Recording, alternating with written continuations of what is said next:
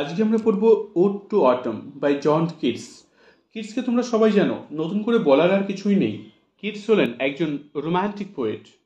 ওনার জন্ম 1795, 31st October, and he was died in 1821, 23rd February. So দেখো, কিটসের জন্মলগ্ন অত্যন্ত সংক্ষিপ্ত, মাত্র 25 বছর তিনি বেঁচে ছিলেন। এই 25টা বছরের মধ্যে তিনি অনেক সৃষ্টি করেছেন যা আজও আমরা পড়ে থাকি। তার সৃষ্টি আজও আমাদের মাঝে অমর হয়ে আছে। তার এই ওড টু অটম অন্যতম শ্রেষ্ঠ একটা কবিতা। অটম পড়তে যাওয়ার আগে যেটা আমাদেরকে জানতে হবে সেটা হচ্ছে কবিতার প্রেক্ষাপট। কবিতাটা লেখা হয়েছিল একদম শেষের দিকে, 1819 সালে লেখা হয়েছিল এবং 20 পাবলিশ হয়েছিল, অর্থাৎ তার জীবনের অন্তিম লগ্নে তার এই কবিতাটা লেখা হয়েছিল। কবি অনেক কিছু জীবনের থেকে উপলব্ধি করেছিলেন, কিন্তু তার কবিতার মধ্যে তার ব্যক্তি জীবনের কোনো ছাপ নেই। তার ব্যক্তি জীবন সম্পর্কে আমরা অবগত যে তার ছোটবেলাতে তার মা মারা যায়, বাবা মারা যায়। অত্যন্ত একাকিত্বের মধ্যে দিয়ে তিনি বড় হয়েছেন। জীবনের যে ভালোবাসা তিনি পাননি, তার প্রেমিকাও তাকে ভালোবাসা দিতে পারেননি। আর্থিক সংকটের মধ্য দিয়ে তার জীবনটা গিয়েছিল। ভালোবাসা না পাওয়া, আর্থিক সমস্যা, কেরিয়ারের রিজেকশন, এমনকি তার কবিতা, তিনি যেই কবিতা লিখছেন তার আগে যে সমস্ত কবিতা লিখেছিলেন, অনেক ক্রিটিক তাকে অনেকভাবে ক্রিটিসাইজ করেছিল। মানসিকভাবে তিনি ভেঙে পড়েছিলেন। অথচ তার এই কবিতাটা বর্তমান যেটা আমরা পড়তে চলেছি তার কোনো ছাপ নেই। অর্থাৎ তার জীবনের এত অসহায়তা, তার জীবনটার এত দুর্বিষহ জীবন, তার কোনো কিন্তু ছাপ তার এখানে নেই। কিন্তু তার কবিতার মধ্যে মৃত্যু ভয়, তার কোনো ছাপ নেই। ব্যক্তি জীবনে তিনি মৃত্যুকে ভয় করেন, তার অনেক লেটার ছিল, সেই লেটারে সেটা প্রকাশিত হয়েছে বা আমরা জানতে পেরেছি। তিনি এমনি মর্মাহত ছিলেন তার মৃত্যু নিয়ে, তিনি ভয় পেতেন তার মৃত্যুকে নিয়ে, তার প্রেমিকাকে হারানোর ভয়, অনেক কিছু ছিল তার জীবনে, অনেক কষ্ট দুর্দশা ছিল। তা সত্ত্বেও তার কবিতার মধ্যে সেই কিছু, তার কোনো ছাপই নেই।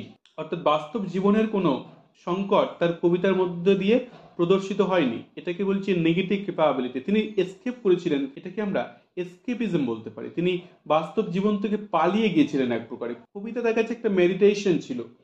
কবিতার মধ্যে তিনি ঢুকে গেলে তিনি বাস্তবকে ভুলে যেতেন, বাস্তবের সমস্ত ঘাত প্রতিঘাতকে ভুলে গিয়ে কবিতাতে বুঁদ হয়ে যেতেন। কবিতাই তার পূজ্য ছিল। আমরা কবিতায় দেখতে পাচ্ছি পৃথিবীটা কত সুন্দর, প্রকৃতি কত সুন্দর, প্রকৃতির মধ্যে সমস্ত কিছু অ্যাবান্ডেন্ট, সমস্ত কিছু প্রাচুর্যে ভরা, কোথাও কোনো কিছু ল্যাক নেই। যদি তার ব্যক্তি জীবনে অত্যন্ত ল্যাকিং ছিল, অনেক সমস্যা ছিল, কবিতার মধ্য দিয়ে তিনি তার কোনো রকম প্রস্ফুটন ঘটাননি। সবটা কত সুন্দর। প্রথম স্ট্যান্ডার মধ্য দিয়ে কবি সেলিব্রেট করেছেন যে পরিপক্কতা, ফল, চারিদিকে ফলে ফুলে ভরে গেছে এই জিনিসটাকে। সেকেন্ড স্ট্যান্ডার মধ্যে দিয়েও কবি এটা প্রদর্শিত করেছেন যে অটম, শরৎকাল কিভাবে চারিদিকে এই ফলের প্রাচুর্যতার মধ্য দিয়ে রেস করছেন। এবং থার্ড স্ট্যান্ডাতে লেখক, আমাদের কবি, শিফট করেছেন to the sounds and sights of the late autumn. অটমের যে শেষ লগ্নে যে সুন্দর আমরা গান প্রকৃতি থেকে শুনতে পাই, তার কোলেই তিনি মাথা রেখেছেন। তো এইভাবেই যেন সমস্ত কবিতাটাই সুন্দর, কোথাও কোনো কিছু অভাব নেই। So let's start. দেখো, কবিতা শুরু হচ্ছে এভাবে: সিজন অফ মিস্ট অ্যান্ড মেলো ফ্রুটফুলনেস। সিজন অফ মিস্ট, অর্থাৎ এই অটম সিজনটা হলো কি? সিজন অফ মিস্ট অ্যান্ড মেলো ফ্রুটফুলনেস। মিস্ট মানে ফগ, অটমটা হলো যেন কুয়াশার মাস, কুয়াশার সিজন, এবং চারিদিকটা ফ্রুটফুলনেস, চারিদিকটা ফলে ফুলে ভরে যায়। Close বুজম friend of the maturing সান। এবং এই অটমের শরতের বন্ধুকে সান। সান কি করছে? সূর্য কি করে? সে তার conspiring with him how to load and blaze its fruit and vines that round the thatched eaves run. সূর্য শরতের সাথে কনস্পায়ার করে, যেন সূর্য কি করছে? গোটা শরৎ সিজনটাকে, শরৎকালকে ফলে পুরে ভরিয়ে দিচ্ছে। আঙুর ফলের গাছগুলোকে, সমস্ত রকমের গাছগুলোকে ব্লেস করছে, ফলে পূর্ণ করছে। এবং এগুলো এতটাই ফলে ফুলে পূর্ণ হয়ে গেছে যে to veined with apples and the mossed cottage trees and fill all fruit ripening to the core. সমস্ত সিজনের যে ফল ফুলগুলো এতটাই প্রাচুর্যে ভরে গেছে যে এটা to veined with apples the mossed cottage trees, the cottage trees যেটা আছে, গাছগুলো আছে কটেজের পাশে, সেগুলো অ্যাপেলে পূর্ণ হয়ে গেছে এবং বেন্ড হয়ে গেছে, মাথা ঝুঁকে গেছে গাছগুলোর। And fill all fruit with ripening to the core, এবং সমস্ত গাছগুলো পেকে গেছে, পরিপক্ক হয়ে গেছে, ফ্রম দ্য ভেরি কোর, অন্তর থেকে পুরো পরিপক্ক হয়ে প্রাচুর্যে মাথা নত করে দিয়েছে গাছগুলো, অ্যাপেলগুলো। To swell the goats and plumb the hazel shells with a sweet kernel, to seize budding more, and still more later flowers for the bees, until they think warm days will never cease, for summer has overbrimmed their clammy cells. এবং কি হয়েছে, যে লাউ গাছগুলো সেগুলো সোয়েল, স্ফীত হয়ে গেছে, অনেক পরিপক্ক হয়ে গেছে। And plump the hazel shells, বাদামগুলো যেন পরিপক্ক হয়ে গেছে। উইথ এ সুইট কার্নেল, এবং সুন্দর টেস্টি যে শ্বাসে ভরে গেছে। টু সেইড বার্ডিং মোর, এবং চারিদিকে যে ফলে ফুলে এতটাই পরিপূর্ণ হয়ে গেছে যে সেখানে সেইড বার্ডিং মোর, এতটাই পরিপক্ক হয়ে গেছে, এতটাই বেশি বেশি পরিপক্ক হয়ে গেছে, বেশি বেশি মধুতে ভরে গেছে ফুলেরা, যে and still more latter flowers for the bees, bees অর্থাৎ মৌমাছিরা মধু সংগ্রহ করে করে এতটাই করেছে যে সেগুলো ওভারফ্লো করছে, সেগুলো বেশি হয়ে গেছে, ওভারফ্লো করছে। until they think warm days will never cease, for summers has overbrimmed their clammy cells, until they think warm days will never cease, যেন তারা ভাবছে, অর্থাৎ মৌমাছিরা ভাবছে যে এ যেন সেই গ্রীষ্মের সিজন, অটমে অর্থাৎ শরতেও গ্রীষ্মের মতো তারা একটা আভাস পাচ্ছে, চারিদিকটা ফলে ফুলে ভরে আছে, এবং সেখান থেকে তারা মধু সংগ্রহ করতে করতে তাদের যে মধু সংগ্রহ স্থান সেটা ওভারব্রিমড হয়ে গেছে, অর্থাৎ ওভারফ্লো করছে, একদম পূর্ণ হয়ে গেছে। অর্থাৎ প্রথম যে স্ট্যান্ডাটা আমরা দেখতে পাচ্ছি এটা প্রাচুর্যের একটা স্ট্যান্ডা, সবটা জুড়ে পৃথিবীটা কত সুন্দর, প্রকৃতি যেন প্রাচুর্যে ভরে গেছে, ফলে ফুলে পূর্ণ হয়ে গেছে। যদিও লেখকের ব্যক্তি জীবনে এমনটা ছিল না, ব্যক্তি জীবনে কোনো প্রাচুর্যতা ছিল না। This is called escapism, this is called negative capability. কবিতার মধ্যে এই ডিস্টেন্সটা তিনি বজায় রেখেছেন।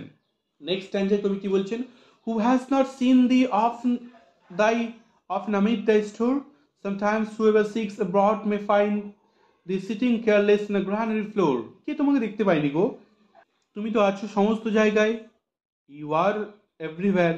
Sometimes whoever seeks abroad may find, যদি কেউ কখনো রাস্তা দিয়ে যায়, they can see you are sitting careless on a granary floor, তুমি কোনো শস্য ক্ষেত্রের কোষাগারে, তুমি সেখানে কি আছো, শস্যাগারে তুমি বসে আছো কেয়ারলেসলি। এবং thy hair soft lifted by the winnowing wind, তোমার চুলগুলো যেন যে শস্য ক্ষেত্রে কাজ করতে করতে, শস্য নাড়াতে নাড়াতে তোমার চুলগুলো বাতাসের দ্বারা এদিক সেদিক হয়ে গেছে। or in a half ripped furrow sound asleep, হয়তোবা তোমাকে দেখতে পাওয়া যাবে কোথায়, তুমি or of half ripped furrow sound asleep, তুমি কোনো মাঠে যেখানে অর্ধেক লাঙল দেওয়া হয়েছে সেখানে তুমি শুয়ে আছো, তুমি রেস্ট নিচ্ছ, বিশ্রাম নিচ্ছ। drowse to the fume of poppies while they hoop, spares the next what all its twinned flowers, এবং তুমি কি করছো, তুমি শুয়ে আছো, তুমি নেশাগ্রস্ত হয়ে গেছো, এক প্রকারে ঘুমিয়ে পড়েছো। কিভাবে, তুমি পোস্ত গাছ আফিমের গন্ধে তুমি শুয়ে পড়েছো, তুমি যখন কাটছিলে তুমি সেখানে ঘুমিয়ে পড়েছো ক্লান্তিতে, তুমি এখন বিশ্রাম করছো। এবং তুমি আর কি করছো, spares the next oath and all is twin flowers, তুমি অন্য সমস্ত গাছগুলোকে আরেকটু সময় দিচ্ছ যাতে করে তারা একটু গ্রো হয়ে যাক, তারা একটু বেড়ে যাক, তারপর তুমি তাদেরকে কাটবে। And sometimes like a gleaner thou dost keep steady thy laden head across the brook, এবং কখনো কখনো তোমাকে দেখতে পাওয়া যাবে কোথায়, তুমি শস্য সংগ্রহ করছো, এবং তুমি শস্য সংগ্রহ করে you are going across the brook, তুমি কোনো নদীর পাশ দিয়ে মাথায় কোনো শস্য বোঝাই করে নিয়ে তুমি সামনের পানে এগিয়ে চলেছ, তোমাকে শস্য সংগ্রাহক হিসাবে দেখা যেতে পারে। or by a cider press with patient look thou watches the last oozings hours by hours, অথবা তুমি কোনো সাইডার প্রেসের কাছে তোমাকে দেখা যেতে পারে, তুমি ওয়েট করছো কখন আপেলের জুসটা বেরোবে, তুমি তার পাশে ঘন্টার পর ঘন্টা ওয়েট করছো, তোমাকে সেইখানে দেখা যেতে পারে। So you are everywhere. এই স্ট্যান্ডাতে লেখক বলতে চাইছেন যে অটম শরৎকে পার্সনিফাই করে বলছেন। তিনি অটম সর্বক্ষেত্রে বিচরণ করছেন, তিনি বিশ্রাম করছেন। অটম অর্থাৎ তার বাস্তব জীবনের ক্লান্তি হলেও তিনি তার কবিতার মধ্যে দেখতে পাচ্ছে অটম বিশ্রাম নিচ্ছে, অটমের জীবনটা তো সুন্দর। নেক্সট স্ট্যান্জায় তিনি বলছেন, where are the songs of springs? Ah, where are they? Think not of them, thou hast thy music too. While bird clouds bloom the soft dying day and touch the stable plain with rosy hue. লেখক বলছেন, where are the spring songs of spring? কোথায় গেল বসন্তের গান? বসন্তের কোকিল গান গেয়ে যায়, কোথায় তারা? আহ, where are they? তারা কোথায়? Think not of them. তাদের কথা ভেবো না, তাদেরকে ভেবে লাভ নেই, কারণ thou has thy own music. তোমার তো নিজের মিউজিক আছে, তোমার তো নিজের গান আছে। অর্থাৎ স্প্রিং এর সময় স্প্রিং এর গান আমরা সকলে ভালোবাসি, কিন্তু শরতের তো নিজস্ব গান আছে। বসন্তের কোকিলকে ডাকার কি দরকার? শরৎ তোমার নিজের গান আছে, তুমি নিজের গান শোনো। while bird clouds bloom the soft dying day, সেই সময় দেখতে পাচ্ছি। এবং কতটা পিকচারেক্স একটা সিন তিনি করেছেন। লেখক বলছেন, দেখো, while bird clouds bloom the soft dying day and touch the stable plains with rosy hue. আকাশে এখন সূর্যাস্তের সময়, সূর্যাস্তের সুন্দর মেঘগুলো যেন একটা পিকচার অঙ্কন করেছে। and touch the stable plains with rosy hue. আকাশ থেকে কি হচ্ছে, সূর্যালোকটা পড়ছে, গোধূলি লগ্নের যে পিঙ্ক বর্ণের, গোলাপি বর্ণের যে সুন্দর আভাটা এসে পড়ে লাঙল দেওয়া জমিতে, শস্য ক্ষেত্রের উপরে যখন গোধূলির গোলাপি আভা এসে পড়ে কতটা সুন্দর লাগে, লেখক তার কল্পনা করেছেন। So the nature is so beautiful, so scenic to see. Then in a willful choir the small gnats moan among the river shallows, borne aloft or sinking as light wind leaves the dyes. লেখক বলছেন, then in the willful choir the small gnats moan among the river shallows, borne aloft. এখানে আবার কারো গান শুনতে পাচ্ছেন লেখক। কার গান? মশা মাছিদের গান। এই সময় তারা গান করছে, তারা তাদের মতো করে গুনগুন করে গান করছে। among the river, রিভারের পাড়ে, নদীর পাড়ে, গাছের ঝোপঝাড়ের মধ্যে। borne aloft or sinking as light wind leaves or dies, বাতাস বয়ে যাওয়ার সাথে সাথে মশা মাকড়েরা তারা উঠছে নামছে এবং সুন্দর সুন্দর করে তাদের ডানা ঝাপটানি দিয়ে গান করছে। and full grown lambs loud bleat from hilly bone, each cricket sing and now with treble soft the red raised whistle from a garden cropped, and gathering swallows tweet in the skies. লেখক বলছেন, and full grown lambs loud bleat from hilly brown. তোমার autumn তোমার নিজস্ব গান আছে, তুমি দেখতে পাচ্ছ। এখানে ল্যাম্ব ভেড়ার পাল তাদের গান করছে দূরের পাহাড় থেকে। হেজ ক্রিকেট সিং, ঝোপঝাড়ের মধ্যে ক্রিকেটের গান শুনতে পাচ্ছি আমরা। ক্রিকেট হলো এক রকমের পোকা, ঝিঁঝি পোকা, তাহলে ক্রিকেটের গান আমরা শুনতে পাচ্ছি। and now with treble soft the red breast fish whistle from a garden's crop. এখানে আবার দেখতে পাচ্ছি কি রবিন পাখি, সে গান করছে দূরের জঙ্গল থেকে গান করছে। and gathering swallows tweet in the skies, এবং আকাশে চড়ুই পাখিদের গান হচ্ছে। চারিদিকটা গানে গানে মুখরিত। চারিদিকে বসন্তের গান যেমন নেই, কিন্তু চারিদিকে শরতের গান আছে। শরতের প্রাতে, শরতের সন্ধ্যায় চারিদিকে আমরা রবিনের গান শুনছি, রবিন পাখির গান শুনছি, চড়ুই পাখির গান শুনছি, মশা মাকড়ের গান শুনছি, ভেড়ার গান শুনছি। অর্থাৎ কতটা সুন্দর গানের মহল তৈরি করেছে এই প্রকৃতি।